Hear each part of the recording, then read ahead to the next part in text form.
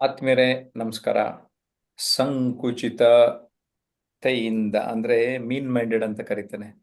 Broad minded ಆಗಬೇಕು ಅಂದ್ರೆ ವಿಶಾಲ ಮನಸ್ಸಿನೆಡೆಗೆ ಸಾಗಬೇಕು. ನಾವೆಲ್ಲ ಕುಬ್ಜವಾಗಿ ಯೋಚನೆ ಮಾಡೋದು ಬೇಡ, ಕುಬ್ಜ ಆಲೋಚನೆಗಳೇ ಬೇಡ, ಎಲ್ಲ ಉದಾತ್ತ ಚಿಂತನೆಗಳು ಬರಲಿ.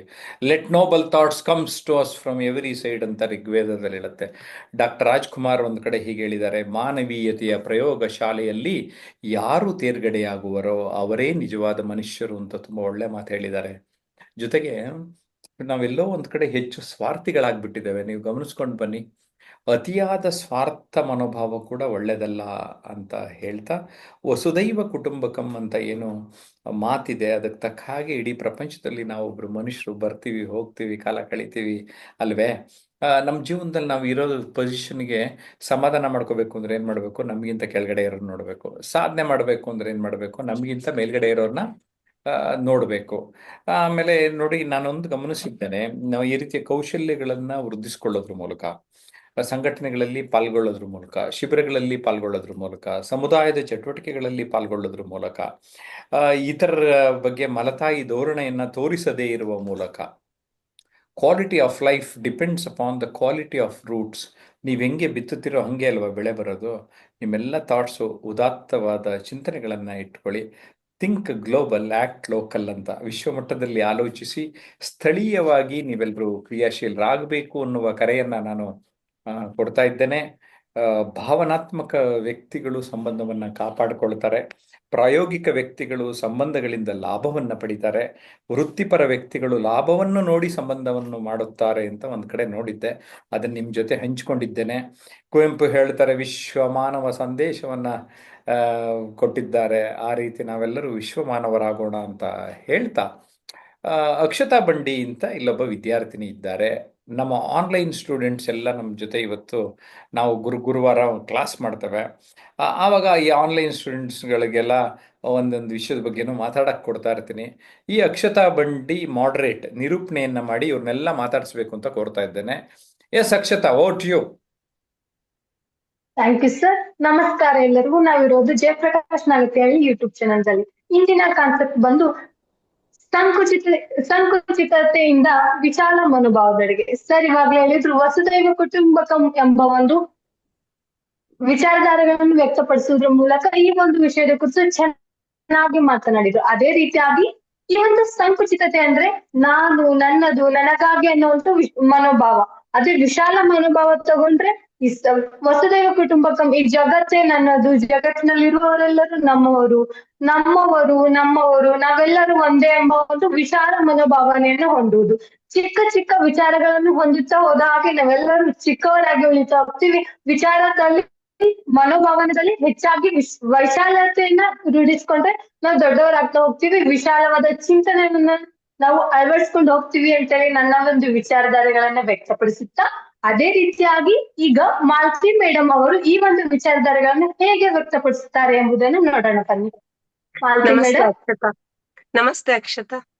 ಸಂಕುಚಿತತೆಯಿಂದ ವಿಶಾಲ ಮನೋಭಾವದೆಡೆಗೆ ಅಂದಾಗ, ಸಂಕುಚಿತತೆ ಅಂದಾಗ ಒಂದು ಪರದೆಯನ್ನ ಹಾಕೊಂಡಿರೋದು. ಆ ಪರದೆಯಿಂದ ಹೊರದ ಕಡೆ ಬರದೆ ಒಂದು ಸಂಕುಚಿತ ಮನೋಭಾವನೆಯನ್ನ ಇಟ್ಕೊಂಡಿರುವಂತದ್ದು. ಅವರ ಒಂದು ನಡವಳಿಕೆ ಆಗಿರ್ಬೋದು, ಮಾತಿನಲ್ಲಾಗಿರ್ಬೋದು, ಅಥವಾ ಅವರ ದೃಷ್ಟಿಕೋನದಲ್ಲಾಗಿರ್ಬೋದು, ಯಾವಾಗ್ಲೂ ಅದೇನಿರುತ್ತೆ, ಸಂಕುಚಿತವಾಗಿರುತ್ತೆ. ಅದು ಬೇರೆ ಒಂದು ಕೋನದಲ್ಲಿ ಅವ್ರು ಯೋಚನೆನೇ ಮಾಡೋದಿಲ್ಲ. ಒಂದು ಸಮಾಜದ ಒಂದು ಧನಾತ್ಮಕತೆಯ ಕಡೆಗೂ ಅವರ ಆಲೋಚನೆ ಇರುವುದೇ ಇಲ್ಲ. ಕೇವಲ ಇಲ್ಲಿ ಏನಿರುತ್ತೆ, ಸ್ವಾರ್ಥವೇ ಹೆಚ್ಚು ಮೆರೆಯುತ್ತೆ. ಆದ್ರೆ ನಾವು ಆ ಮನೋಭಾವನೆಯನ್ನ ಬಿಟ್ಟು ಆ ಒಂದು ನಾವು ಹಾಕೊಂಡಿರುವಂತ ಪರದೆಯಿಂದ ಹೊರಗಡೆ ಬಂದು ವಿಶಾಲ ಮನೋಭಾವದೆಡೆಗೆ, ವಿಶಾಲ ಮನಸ್ಸಿನೆಡೆಗೆ, ಅಂದ್ರೆ ಮಾನವತೆಯೆಡೆಗೆ ನಾವು ಸಾಗ್ಬೇಕು. ಆಗ ನಾವೇನಾಗುತ್ತೀವಿ ಅಂದ್ರೆ ಹೆಚ್ಚಿನ ಒಂದು ಉನ್ನತ ಸ್ಥಾಯಿಯನ್ನ ಪಡೆಯಲು ಸಾಧ್ಯ ಆಗತ್ತೆ.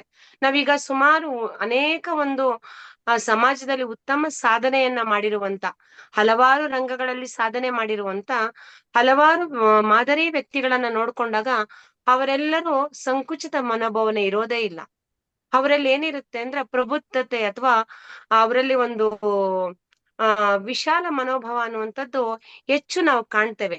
ಅವ್ರು ಯಾವುದನ್ನ ಒಂದು ಸಣ್ಣ ವಿಚಾರವನ್ನಾಗ್ಲಿ, ದೊಡ್ಡ ವಿಚಾರವನ್ನಾಗ್ಲಿ, ಎಲ್ಲ ಒಂದು 360 ಡಿಗ್ರಿಯಲ್ಲೂ ನೋಡ್ತಾರೆ.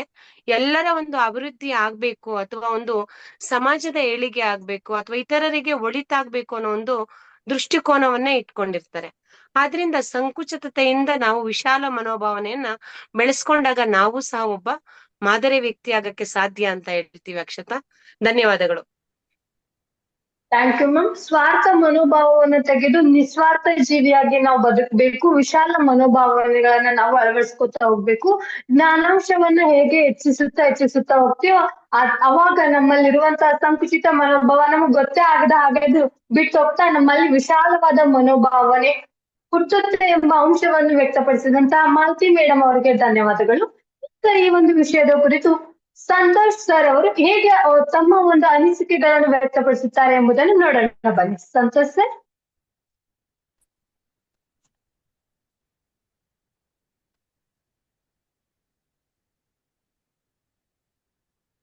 ಸರ್ ಸಂತೋಷ್.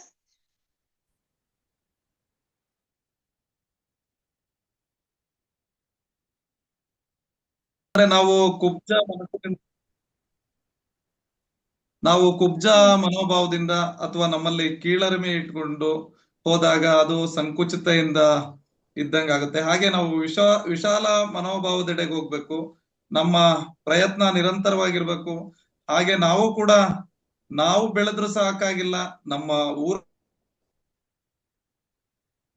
ಕುಬ್ಜತೆಯಿಂದ ವಿಶಾಲತೆ, ನನಗಾಗಿಯಿಂದ ನಮ್ಮವರಿಗಾಗಿ, ಸಾಮಾನ್ಯರಿಂದ ವಿಶ್ವ ಮಾನವರೆಡೆಗೆ ಅಂತೇಳಿ ಎಂಬ ಅಂಶಗಳನ್ನ ವ್ಯಕ್ತಪಡಿಸಿದಂತ ಸಂತೋಷ್ ಸರ್ ಅವರಿಗೆ ಧನ್ಯವಾದಗಳು. ಈಗ ಈ ಒಂದು ವಿಚಾರಧಾರೆಯ ಕುರಿತು ಹರಿಪ್ರಸಾದ್ ಸರ್ ಅವರು ತಮ್ಮ ಅನಿಸಿಕೆಗಳನ್ನು ಹೇಗೆ ವ್ಯಕ್ತಪಡಿಸುತ್ತಾರೆ ಎಂಬುದನ್ನು ತಿಳಿದುಕೊಳ್ಳೋಣ ಬನ್ನಿ. ಹರಿಪ್ರಸಾದ್ ಸರ್. ಸಂಕುಚಿತತೆಯಿಂದ ವಿಶಾಲ ಮನೋಭಾವದೆಡೆಗೆ ಅಂತಕ್ಕಂಥದ್ದು ಬಹಳ ವಿಶೇಷವಾಗಿರುವಂತಹ ಲೈನ್ ಅಥವಾ ವಿಷಯ. ಸಂಕುಚಿತತೆಯಿಂದ ವಿಶಾಲ ಮನೋಭಾವದೆಡೆಗೆ ಅಂತ ಹೇಳ್ಬೇಕಾದ್ರೆ ದಾಸರು ಒಂದು ಮಾತು ಹೇಳ್ತಾರೆ, ಲೋಕದಂಕು ಯಾಕೆ ತಿದ್ದಕ್ಕೆ ಹೋಗ್ತೀಯಪ್ಪ, ನಿಮ್ಮ ತನವು ಸತ್ತೈಸ್ಕೊಳ್ಳಿ ಅಂತಕ್ಕಂತಂದ್ರೆ ನಮ್ಮೊಳಗಡೆ ಇರುವಂತಹ ನೆಗೆಟಿವ್ ಭಾವನೆಗಳಿಂದ ಈರ್ಷೆ, ಅಸೂಯೆ, ಇಂತಹ ಭಾವನೆಗಳ ಸಂಕುಚಿತ ಭಾವನೆ ಬರುತ್ತೆ. ನಮ್ಮ ಪ್ರೀತಿ, ವಿಶ್ವಾಸ, ನಿಸ್ವಾರ್ಥತೆ ಅಂತಕ್ಕಂಥ ಭಾವನೆಗಳಿಂದ ನಮಗೆ ಒಂದು ವಿಶಾಲ ಮನೋಭಾವ ಬರುತ್ತೆ. ಹಾಗೆ ದೃಷ್ಟಿ ಬದಲಾದ್ರೆ ದೃಶ್ಯ ಬದಲಾದೀತು ಅಂತ ಹೇಳಿದ ಹಾಗೆ ನಮ್ಮಲ್ಲಿರುವಂತ ಗುಣಗಳನ್ನ ಒಂದು ನಕಾರಾತ್ಮಕದ ಭಾವನೆಗಳನ್ನ ಬದಲಾವಣೆ ಮಾಡಿಕೊಂಡ ಸಕಾರಾತ್ಮಕದ ಭಾವನೆಗಳಾದಂತಹ ಪ್ರೀತಿ, ವಿಶ್ವಾಸ, ನಿಸ್ವಾರ್ಥತೆ, ವಿಶಾಲ ಮನೋಭಾವ, ಸರ ಹೇಳಿದ ಹಾಗೆ ವಸುದೈಕ ಕುಟುಂಬ ಅಂತ ಹೇಳಿದ ಹಾಗೆ ಎಲ್ಲರಲ್ಲೂ ನಮ್ಮನ್ನು ನೋಡುವಂಥದ್ದು, ನಮ್ಮಂಗೆ ಎಲ್ಲರೂ ಇರ್ತಾರಲ್ಲ ಅಂತಕ್ಕಂಥದ್ದನ್ನ ಆ ಗುಣವನ್ನ ನಾವು ಅಳವಡಿಸಿಕೊಂಡದ್ದೇ ಆದಲ್ಲಿ ನಾವು ಶ್ರೇಷ್ಠ ವ್ಯಕ್ತಿಗಳಾಗಿ ಅಥವಾ ವಿಶಾಲ ಮನೋಭಾವ ಉಳ್ಳವರಾಗಿ ಆಗಕ್ಕೆ ಸಾಧ್ಯ ಅಂತಕ್ಕಂಥ ಹೇಳ್ತಾ, ಅದೇ ರೀತಿಯಲ್ಲಿ ಇಲ್ಲಿ ನಮ್ಮ ದೊಡ್ಡ ದೊಡ್ಡ ವ್ಯಕ್ತಿಗಳಾಗಿ ಏನಾಗಿದ್ರೆ ವಿಶ್ವೇಶ್ವರಯ್ಯರಾಗಿರ್ಬೋದು, ಗಾಂಧೀಜಿಯವರಾಗಿರ್ಬೋದು, ಅಥವಾ ಅಂಬೇಡ್ಕರ್ ಆಗಿರ್ಬೋದು, ದೊಡ್ಡ ದೊಡ್ಡ ಮಹಾನ್ ವ್ಯಕ್ತಿಗಳ ಏನಾಗಿರ್ಬೋದು, ನಮ್ಮ ಋಷಿಮುನಿಗಳೇ ಆಗಿರ್ಬೋದು, ಅವರು ದೊಡ್ಡ ವ್ಯಕ್ತಿಗಳು ಯಾಕಾದ್ರು ಅಂತಂದ್ರೆ ತನಗಾಗ ತಾವು ಏನು ಮಾಡ್ಕೊಂಡಿಲ್ಲ, ಪ್ರಪಂಚಕ್ಕಾಗಿ ಮಾಡಿದ್ರು, ಅದಕ್ಕೆ ದೊಡ್ಡ ವ್ಯಕ್ತಿಗಳಾದ್ರು. ಅವರು ಸಂಕುಚಿತ ಭಾವನೆ ಇರ್ಲಿಲ್ಲ ಅವರಲ್ಲಿ, ವಿಶಾಲ ಮನೋಭಾವ ಇತ್ತು. ಹಾಗಾಗಿ ಎಲ್ರೂ ವಿಶಾಲ ಮನೋಭಾವಕ್ಕೆ ಹೋಗ್ಬೇಕಾದ್ರೆ ತಮ್ಮಲ್ಲಿರುವಂತಹ ನಕಾರಾತ್ಮಕ ಭಾವನೆಗಳು ಬಿಡ್ರಿ, ಹೇಳೋದಷ್ಟೇ. Thank you. Thank you sir. ನೀವ್ ಹೇಳಿದ್ರಿ ದೃಷ್ಟಿ ಬದಲಾಯಿಸಿ ನೋಡು, ದೃಶ್ಯನೇ ಬದಲಾಗುತ್ತೆ. ನಮ್ಮಲ್ಲಿರುವಂತಹ ನಕಾರಾತ್ಮಕ ವಿಚಾರಗಳನ್ನು ತೆಗೆದಾಕ್ತಾ ಹೋಗು, ನೀ ಸಕಾರಾತ್ಮಕತೆ ಸಾಕಾರ ಮೂರ್ತಿ ಆಗ್ತಿ ಅಂತೇಳಿ ತಮ್ಮ ವಿಚಾರಗಳನ್ನು ವ್ಯಕ್ತಪಡಿಸಿದಂತ ಹರಿಪ್ರಸಾದ್ ಸರ್ ಅವರಿಗೆ ಧನ್ಯವಾದಗಳು. ಈಗ ಈ ಒಂದು ವಿಚಾರಧಾರೆ ಕುರಿತು ರಮೇಶ್ ಅವರು ತಮ್ಮ ವಿಚಾರಧಾರೆಗಳನ್ನ ಹೇಗೆ ವ್ಯಕ್ತಪಡಿಸುತ್ತಾರೆ ಎಂಬುದನ್ನು ನೋಡ್ಕೊಂಡು ಬನ್ನಿ. ರಮೇಶ್ ಸರ್. ಎಲ್ಲರಿಗೂ ನಮಸ್ಕಾರಗಳು. ಸಂಕುಚಿತತೆಯಿಂದ ವಿಶಾಲ ಮನೋಭಾವದೆಡೆಗೆ ನಾವು ನಮ್ದೇ ಆದಂತ ಒಂದು ಬೌಂಡ್ರಿನ ಕಟ್ಕೊಂಡ್ಬಿಟ್ಟಿರ್ತೀವಿ. ನಾವು ಇಷ್ಟೇ, ನಮ್ ಜೀವನ ಇಷ್ಟೇ, ನಾವ್ ಏನೇ ಮಾಡಕ್ಕೋ ಆಗಲ್ಲ ಅನ್ನೋ ಮನೋಭಾವನೆ ಮತ್ತು ನಮ್ಮ ಬಗ್ಗೆ ಇರುವ ನಮಗೆ ಕೀಳರಿಮೆ, ಈ ಕೀಳರಿಮೆಯಿಂದ ಯಾವುದೇ ವ್ಯಕ್ತಿಯಲ್ಲಿ ಸಾಧನೆ ಮಾಡಕ್ ಹೋದಾಗ ಅವನಿಗೆ ತಡೀತಾ ಇರುತ್ತೆ. ಮತ್ತು ನಾವು ಕೇಳ್ತಿರುವಂತ ನೆಗೆಟಿವ್ ಮಾತುಗಳು, ನಮ್ ಬಗ್ಗೆ ಆಗಲಿ ಬೇರೆಯವ್ರ ಬಗ್ಗೆ ಆಗಲಿ ನಾವು ಆಡುವಂತ ಮಾತುಗಳು ಫಸ್ಟ್ ನಮ್ಗೆ ಅನ್ವಯಿಸಿ ನಮ್ಮನ್ನ ಸುಡ್ತಾವ. ಫಸ್ಟ್ ಸುಟ್ಟಾದ ನಂತರ ಈ ಮಾತುಗಳನ್ನ ಆಡುವಾಗ್ಲೂ ನಾವು ಯಾವ ಮಾತಾಡ್ಬೇಕು, ಏನ್ ಆಡ್ಬೇಕು ಅನ್ನೋದನ್ನ ನಾವು ಫಸ್ಟ್ ತಿಳ್ಕೊಂಡಾಗ, ಒಳ್ಳೊಳ್ಳೆ ಪದಗಳನ್ನ ಉಪಯೋಗಿಸಿದಾಗ ನಮ್ಮ ಮೈಂಡು ಮನಸ್ಸಿನ ಶಕ್ತಿ ತುಂಬಾ ವಿಶಾಲ ಆಗುತ್ತೆ. ವಿಶಾಲ ಆದಾಗ ಈಗ ಎಕ್ಸಾಂಪಲ್ ರಾಮಕೃಷ್ಣರು ತಾವು ಏನು ಪ್ರಪಂಚಕ್ಕೆ ಜ್ಞಾನ ಇಲ್ಲದವರು ತಮ್ಮ ವಿಶಾಲ ಮನೋಭಾವದಿಂದ ಎಲ್ರನ್ನೂ ಆಕರ್ಷಿಸ್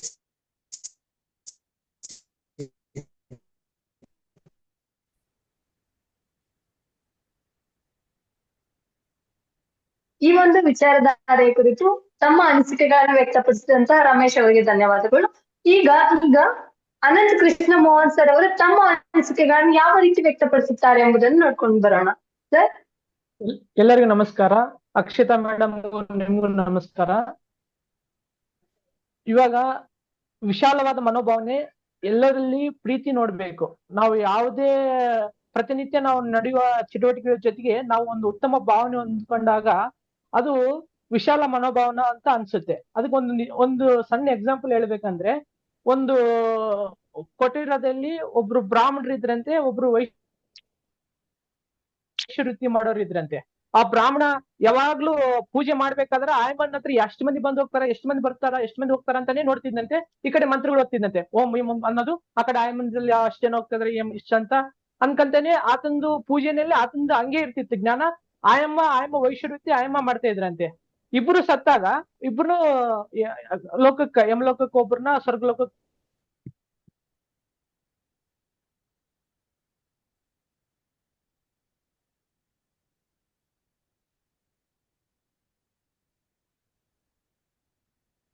ವೈಫ್ಸ್ ಅನ್ನು ಹೊಂದಿರ್ತಾರೆ. ಎಲ್ಲರೊಂದಿಗೆ ಉತ್ತಮ ಒಡನಾಟವನ್ನು ಹೊಂದಿರ್ತಾರೆ ಎಂಬ ಅಂಶಗಳನ್ನ ನಾವು ಈ ಒಂದು ಸಮಯದಲ್ಲಿ ತಿಳ್ಕೊಂಡ್ವಿ. ಅದೇ ರೀತಿಯಾಗಿ ವೀಕ್ಷಕರೇ, ನೀವು ನೋಡಿದ್ರಲ್ವಾ, ಎಲ್ಲಾ ತರಬೇತುದಾರರು ತಮ್ಮದೇ ಆದಂತಹ ಅನಿಸಿಕೆಗಳನ್ನ ಯಾವ ರೀತಿ ವ್ಯಕ್ತಪಡಿಸಿದ್ರು. ಅದೇ ರೀತಿ ನೀವು ನಿಮ್ಮ ಅನಿಸಿಕೆಗಳನ್ನ ವ್ಯಕ್ತಪಡಿಸುವುದಾದ್ರೆ ಕಮೆಂಟ್ ಸೆಕ್ಷನ್ ದಲ್ಲಿ ನಿಮ್ಮ ಕಮೆಂಟ್ ಅನ್ನ ವ್ಯಕ್ತಪಡಿಸ್ರಿ, ಅನಿಸಿಕೆಗಳನ್ನ ವ್ಯಕ್ತಪಡಿಸ್ರಿ. ಅದೇ ರೀತಿ ಈ ಒಂದು ಚಾನಲ್ಗೆ ಶೇರ್ ಮಾಡಿ, ಲೈಕ್ ಮಾಡಿ, ಸಬ್ಸ್ಕ್ರೈಬ್ ಮಾಡಿ, ಹಾಗೂ ಆದಷ್ಟು ಈ ಒಂದು ತರಬೇತಿಗಳಿಗೆ ಜಾಯಿನ್ ಆಗಲು ನೀವು ಪ್ರಯತ್ನಿಸಿ. ಸಾಕಷ್ಟು ವಿಷಯಗಳನ್ನು ನಾವು ಇಲ್ಲಿ ಕಲಿಬಹುದು. ಉತ್ತಮವಾದಂತಹ ವೇದಿಕೆ ಇದು ಅಂತ ಹೇಳಿ ನನ್ನ ಒಂದೆರಡು ಮಾತನ್ನು ಮುಗಿಸ್ತೇನೆ. ಧನ್ಯವಾದಗಳು.